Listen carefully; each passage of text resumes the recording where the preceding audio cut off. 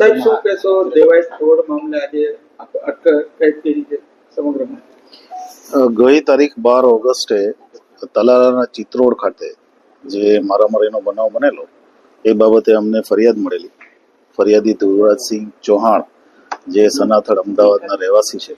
તો દર્શક મિત્રો, હમણાં દેવાયત ખવડનો મિત્રો ઝઘડો થયો છે અને એની અંદર મિત્રો અત્યારે સોશિયલ મીડિયાની અંદર દેવાયત ખવડ અને મિત્રો એમના ઘણા બધા વિડીયો અત્યારે અવારનવાર મિત્રો સોશિયલ મીડિયાની અંદર દેવાયત ખવડ ચર્ચામાં આવી રહ્યા છે.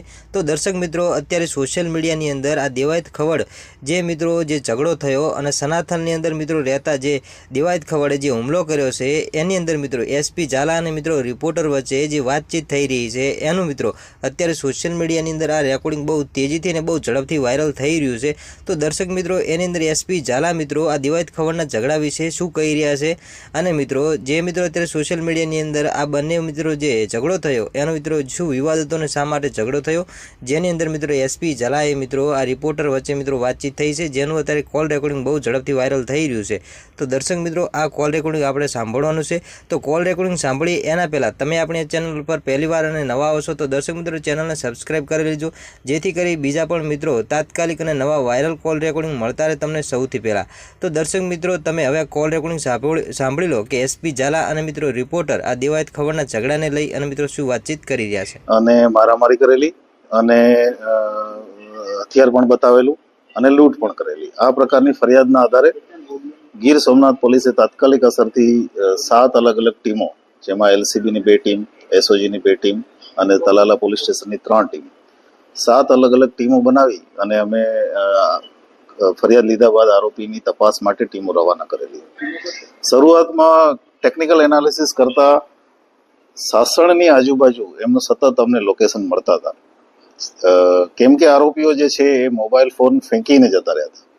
એને કારણે થઈને સતત આખી રાત અમે જુનાગઢ જિલ્લામાં સાસણ અને એના આજુબાજુના ગામડાઓમાં પહેલે દિવસે તપાસ કરી. ત્યારબાદ અમે એમના પોતપોતાના જે ડાઉટફુલ લોકો હતા એના લિસ્ટ બનાવી, અગાઉના ગુનાઓમાં સામેલ હોય, એમના સોશિયલ મીડિયા કોન્ટેક્ટ હોય, એમના સીડીઆર એનાલિસિસ, એના આધારે લિસ્ટ બનાવીને જે ડાઉટફુલ લોકો હતા એમના તમામના ઘરે તપાસ ચાલુ કરેલી. એમના જેટલા પણ એડ્રેસ મળેલા એ તમામ એડ્રેસ ઉપર પોલીસ જઈ પૂછપરછ, નિવેદનો અને અન્ય કામગીરી ચાલુ કરેલી. જેના આધારે ગઈકાલે રાત્રે એક સ્પેસિફિક બાતમી હતી કે આ દેવાયત ખવડ અને એના સાથીઓ, અમુક સાથીઓ, બધા નહીં, જે એમના ગામ વતન દુધઈ આવવાના છે. એના આધારે પોલીસની ટીમ ત્યાં વોચમાં જ હતી. ત્યાંથી આજે વહેલી સવારે દેવાયત ખવડને એને અરેસ્ટ કરેલા છે અને એ સિવાય બીજા 3 માણસો જે છે એ જુનાગઢ જિલ્લાના ગાદોઈ ખાતેથી અરેસ્ટ કરેલા છે. આવી રીતે ટોટલ 7 આમાં આરોપીઓ જે છે અત્યારે સુધીમાં અમે અરેસ્ટ કર્યા છે. આ આરોપીઓ જે છે એમાંથી એક ફરિયાદમાં અમને નામ છે દેવાયત ખવડનું. બાકીના જે તમામ આરોપીઓ છે એની અમે આઈડેન્ટિફિકેશન પરેડ કરવાના છીએ અને આગળની લીગલ કાર્યવાહી ચાલુ કરવાના છે. સાહેબ, આ કાવતરું કરવાનું મુખ્ય કારણ કઈ સામે આવ્યું છે કે નહીં? કઈ રીતે કર્યું હતું ને કોની ફરિયાદના આધારે કેટલા લોકો ઇજાગ્રસ્ત? અમારી પાસે જે ફરિયાદ આવી છે એમાં એક વ્યક્તિ ઇજાગ્રસ્ત છે અને એમની સારવાર જુનાગઢ ખાતે ચાલુ હતી. મુખ્ય કારણ જે છે એ સનાથળ ખાતે ડાયરા માટે થઈને બુકિંગ કરાવેલું અને એમાં જે કલાકાર છે એ લેટ પહોંચેલા, એના કારણે થઈ અને માથાકૂટ થયેલી ત્યાં અમદાવાદ રૂરલમાં.